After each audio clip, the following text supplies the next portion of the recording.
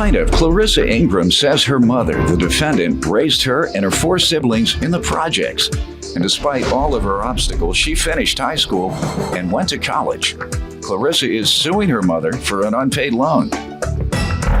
Defendant Carol Wright admits that Clarissa was always a good kid, and she was so proud of her when she went off to college. Carol admits that she borrowed money from Clarissa, but insists she's repaid it. Tell me what happened. I believe that me and my mom relationship isn't the closest it should be, and I'm just here for help.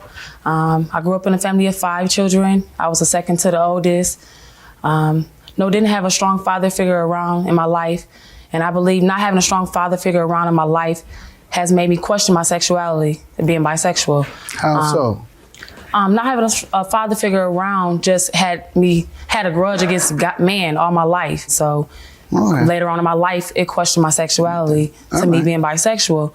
But I was real focused in school, growing up in the neighborhood I grew up in. Besides and despite everything, I still was an honor roll student, well focused on my grades. Sound like your mother was doing a good job in that area. Yeah, she did a pretty good job telling me what was right and what was wrong, what not to do and what I should do. Hope you did something with it. Of course I did. Out of her 5 children, I was the only one to graduate from high school and went on to college. Good. I mean, I took on obstacles and did things that a child didn't have to do. Like when I was 15 years old. Tell me about that before we get to the loan. When I was 15 years old, I helped out my mom. She was low income. Basically, we grew up in low income, subsidized housing in Rockford, Illinois. I helped her out, giving her $150 a month when I was 15, 16 years old. Working jobs. Yeah, I worked since I was 13 years old. That's a pretty hefty amount for a teenager. I helped out. A lot of teenagers who are working do pay something. Their mom will give them the light bill, the cheapest bill in the house. You pay the light bill. I know that's what my mother used to do for my brothers and me. But since when I stopped working, I had to go get that light bill money. That's why I had problems. Of course. Mama made me pay the light bill, so I had to get it anywhere I could. Just kidding, Mama. No, but you made her pay $150 when she was a working teenager? I don't remember that, Your Honor. All right, go ahead. You say you had to pay $150. If any bills got paid, I was the one who paying them. Yeah, but she say $150. I believe you made her pay something. What other challenges and obstacles did you have? From then on, when I was 16 years old, my sophomore year in high school, I was here and there. I went from friend's house to friend's house. Why? And I felt like I was so independent. I wanted to get out and see what the real world was like. So I went here and there. You created your own obstacles. If that's what you say. Plaintiff Clarissa Ingram says the defendant, who is her mother, raised her in the projects. But despite all of her obstacles, she graduated high school and went to college. Wasn't like you were put out. I wasn't put out. No, I was not put out. That sounds like that was your choice. Doesn't sound like anybody made you, didn't put you out. Don't blame nobody but yourself. I went out and I paid $365 and got my own apartment. Okay, and you lived a great life. It was okay. It was okay. I was a teenager.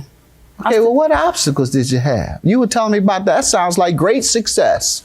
No, not so what was the obstacle? Not great success at all. What was the obstacle? When I was young, I was in the projects. Okay. Low income. So it really nothing was wealthy about it. You understand? Yeah, I understand very well. I was in the projects. I'm sure we're a lot poorer than you. I mean, it was what it was. In the process of all that, I was falsely accused of aggravated battery, great bodily harm. Later on, I proved my innocence, and I ended up getting that expunged off my record. Good. That's why they kicked me out of college. When was that? That was in 2006. 2006. 5 years ago? So you've been back and completed by now. They said I couldn't return. I wrote a letter. No college in the country will allow you to go. No, not. Let me go to your mother. Ma'am, I'm through with that. Okay. Now you got an excuse for everything. Now it's the college. No college will let me come back, even though I no longer have a conviction. That's what expungement means. You no longer have a conviction on your record. When you fill out that college application, they say, have you been convicted of a crime? You say, no. But yet, no college in America will take you. I understand. Let me hear from you, ma'am. Hi, Your Honor. I'm here today. I love my daughter, Clarissa. I love all my kids. I did the best I could by raising them. If she got in college after living in an impoverished environment, you did a great job. Yes, I did. I tried to do a great job with all my kids, all 5 of them. She's my second child from the oldest. So she's my oldest now. I lost my son in 2008. That set me back a lot right there. Losing my oldest child. He was 25 years old. And not only that, I buried him and his son together. But you lost him from violence or what? No, he was in a car accident, Your Honor. Any of them go to prison? No, just my youngest son. That's my youngest son. My Out oldest of how son did many not- children? I had 5 of them. And only one went to prison? And only one went to prison. Any of them drug addicts? No, no drug addicts. And none of my kids did drugs. Like I said, Clarissa was one of my best kids. Well, let me because- just applaud you once again. The majority of the people I grew up with in the housing projects, in fact, the overwhelming majority, like 90% Yeah. of the people I knew who grew up in the projects, their children either went to prison or they were on drugs. And it was usually about half and half. That's just the people I know and the people I know of. So I think you did a pretty good job. Thank you. Thank you.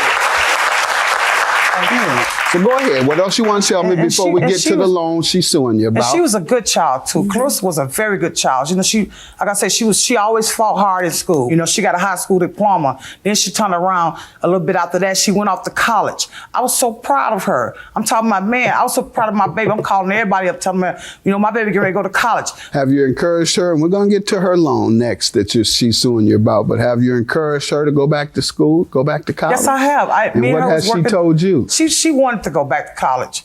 She had to get some things straight first with the I got courthouse. that part. About And this it's girl. straight now, though, isn't it? It's not straight. I don't know. I don't think What's it's the straight problem yet. now? My 'Cause life's still ruined. I still owe the student loans Okay, right now. you've jumped around. Before you said you can't go at all because of what happened to you on your record. Let's get to the loans. Why are you suing her for a $300 loan? I loaned her $500 in 2008, and she said she was gonna pay me back when she got her income tax back. A couple years in past, and just this year she gave me $200. So I'm assuming she still owed me $300 left from the loan. So When's the last time you asked her about it? this was 3 months ago. She loaned you $500?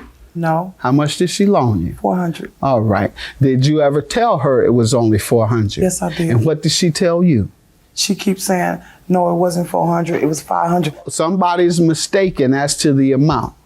Got to be. Plaintiff Clarissa Ingram says the defendant, who is her mother, raised her in the projects. But despite all of her obstacles, she graduated high school and went to college. And so my question is, what other payments did you make and when?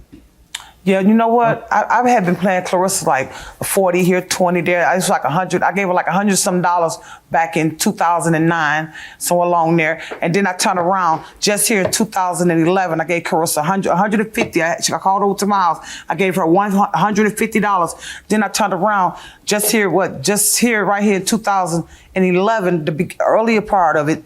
I gave her $200. But also, I was trying to take care of my rest of my kids. Like my oldest son, he don't even have a headstone right now. And I Ma'am, was telling I'm Clarissa, sorry to hear that, but everything you've told me are responses that come when you haven't paid somebody. Yes, I did Those pay her. aren't responses when you've paid someone. Saying these are the reasons I don't have money is saying that these are the reasons I couldn't pay her. So I believe her, and I'm going to grant her $300 because based on your testimony of you had these financial problems, that's an indication that you couldn't pay But I her did pay her because her you money. have financial problems. I was about to say, I feel like I overpaid her money. I'm telling you, I believe her, ma'am. Based on your own testimony, I believe her. So I'm going to grant you $300. Have a good day. Minus the money. She can have the $300. no, baby, that's all right. That's okay. I love you.